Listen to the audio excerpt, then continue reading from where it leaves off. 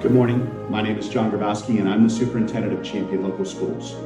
Our Champion Senior Advisory Council has worked with our school system to host a Veterans Day celebration for the last 11 years. Though 2020 has been a very different year, it has not stopped us from continuing this event to honor our veterans, just in a new way. I would like to take this opportunity to thank our veterans and all active servicemen and women for their sacrifices to give us the freedoms that we cherish. I hope you enjoy our video to honor and celebrate Veterans Day 2020.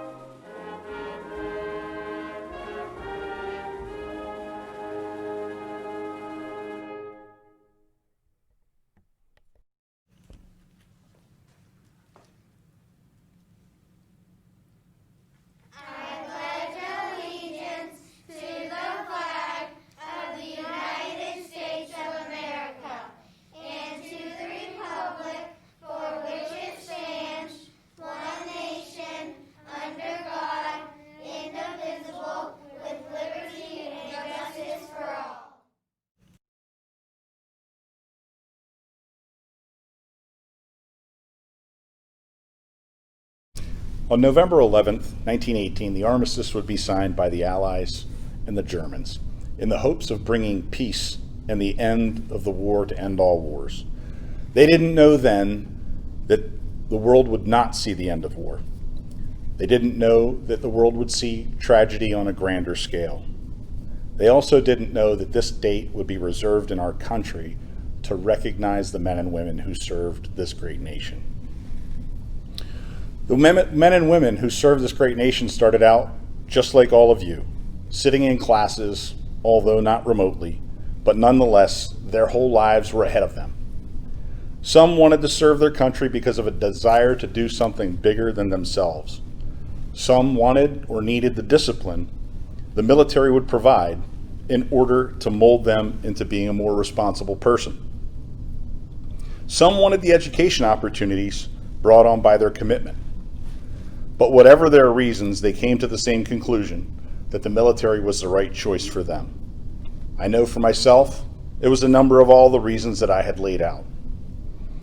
But with those choices comes the responsibility that if you signed up for education or for discipline or to see the world, that you could be called upon to fight for your country, and that the price in exchange, that the price for freedom could very likely be your own life.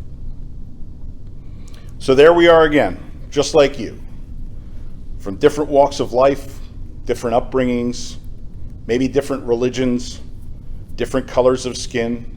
Maybe English isn't even our primary language. We all arrive together at boot camp. We all get issued the same gear. We all get the same haircut. We all get the same pay and benefits. And we all get the same rigorous, sometimes brutal training that pushes us to our very limits each day.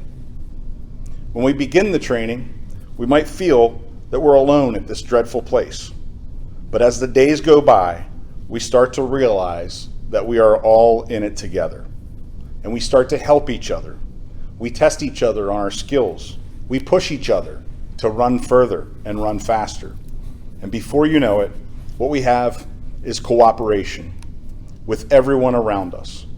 People that we didn't know even 2 weeks ago have now become our biggest fans and supporters. It's all part of the lesson. We need each other. Our military isn't successful because it has hundreds of thousands of members that are individually good people.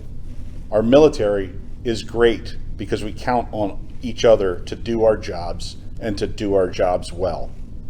We train like our lives depend on it, because in reality they do.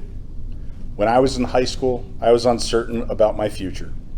Home life wasn't the best, nor were my grades. I spoke to an Army recruiter, took the test, but in the end, I decided to go to college. While I was in college, I decided I needed some ways to help pay for my education, so I enlisted in the Army National Guard. While I was at boot camp, a country I had never even heard of before was invaded. Kuwait was invaded by Iraq. Many of the soldiers that I trained with would be in the desert very quickly. But because I was a college student and a part of the National Guard, I was sent back home. I was devastated. I volunteered to go, but with a force of 700,000 American troops, they didn't need the assistance of one private first class. I stayed in the military for another 5 years, and then I separated.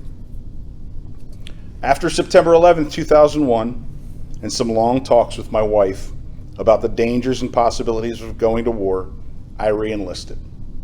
We were sent to Mosul, Iraq. I was fortunate enough to be chosen as part of the security detail for the commanding general's staff. The team I was part of would be with the deputy commander. He was a former Green Beret, and his attitude was just as you can imagine. We would spend most days on the roads of northern Iraq, from Syria to Iran, up to Turkey, and back to Mosul. I was a gunner on an armored Humvee. On the morning of March 24th, 2004, our team, call sign Cowboy, readied in the morning for the day, just as we had done every day. We checked our weapons, we checked our radios, we got water and rations, we said our prayer, and we departed on a route toward the Syrian border. Our vehicle was the trail, or the 6 o'clock. We had taken an alternate route through a neighborhood that we weren't familiar with, and within a few minutes, the sky went black, and I was knocked out. A few seconds later, I remember coming to, and Sergeant Ben Stewart screaming into my face, but I couldn't hear anything. A roadside bomb had detonated about 10 meters off of the driver's side of our truck. I was bleeding from my ears and from my nose, and from my right arm. But I was one of the lucky ones. With some bandages, and after a few hours, my hearing returned. I returned to duty later that night and continued throughout that year. When I came home, I went to work right here at the Trumbull County Veterans Service Commission. I get to continue taking care of the men and women who serve this great country. So I challenge you, if you have a family member or a friend of the family that served, ask them about their service. Tell them thank you. Because one day, not that long ago, they were sitting where you are today. God bless you all. Thank you.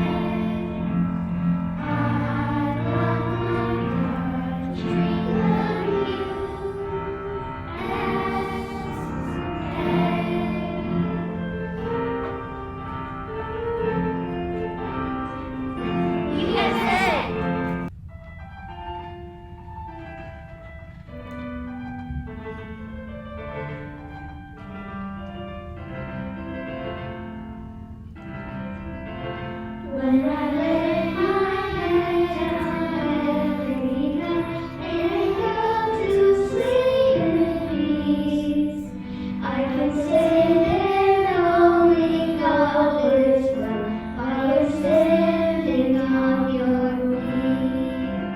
Keep me watch, protected, shore to shore, in the air and oceans through. Defending freedom at all costs for the red, white, and blue. Thank you, oh, thank you, and brave and strong. To those who serve so gallantly, we sing this grateful song. To the soldiers who have traveled on to countries far and near, in peace and war you paid the price for the cause you hold so dear.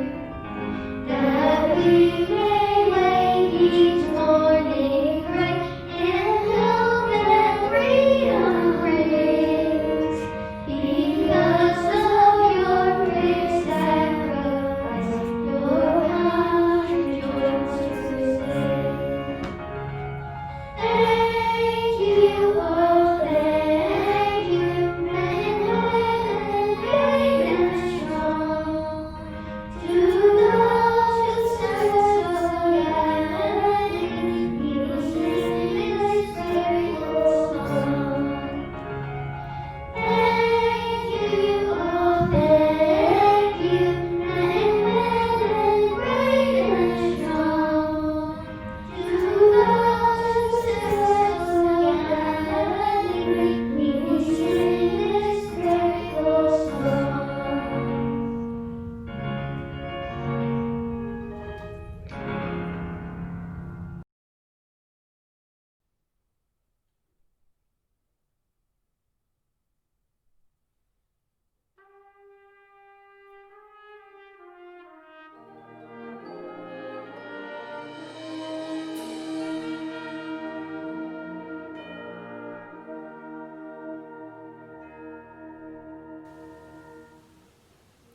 I am the flag of the United States of America. My name is Old Glory. I fly atop the world's tallest buildings. I stand watch in America's halls of justice. I fly majestically over institutions of learning. I stand guard with power in the world. Look up and see me.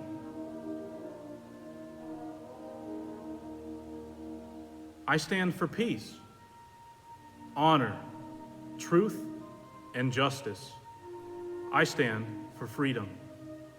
I am confident, arrogant, and I am proud. When I am flown with my fellow banners, my head is held just a little higher, my colors a little truer.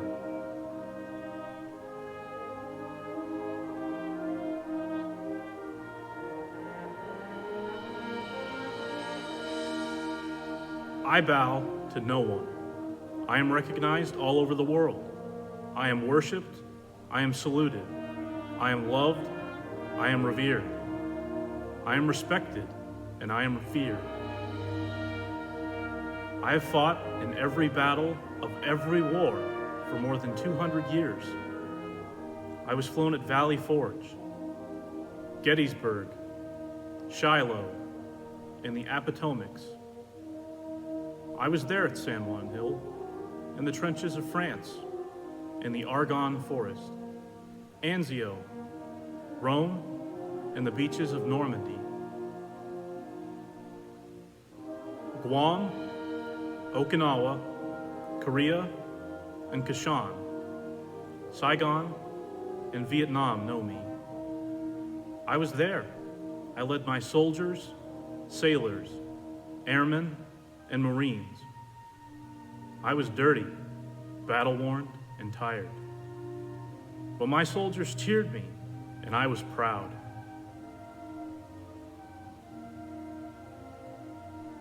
I have been burned, torn, and trampled on in the streets of countries I have helped set free. It does not hurt, for I am invincible.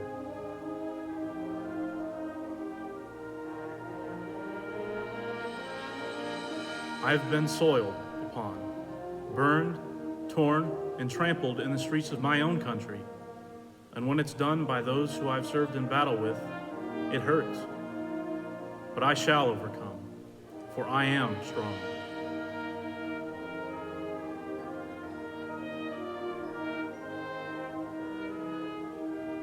I have slipped the bonds of the earth and stood watch over uncharted frontiers of space from my vantage point on the moon. I have borne silent witness to all of America's finest hours. But my finest hours are yet to come.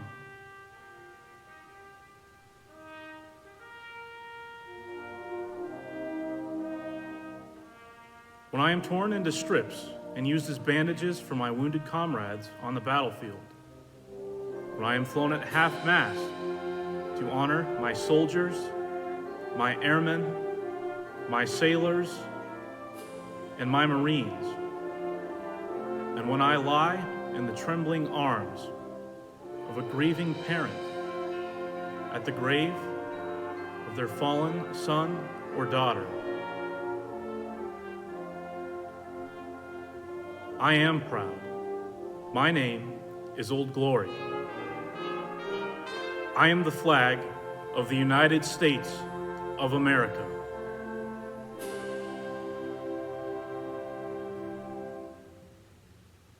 Long may I wait.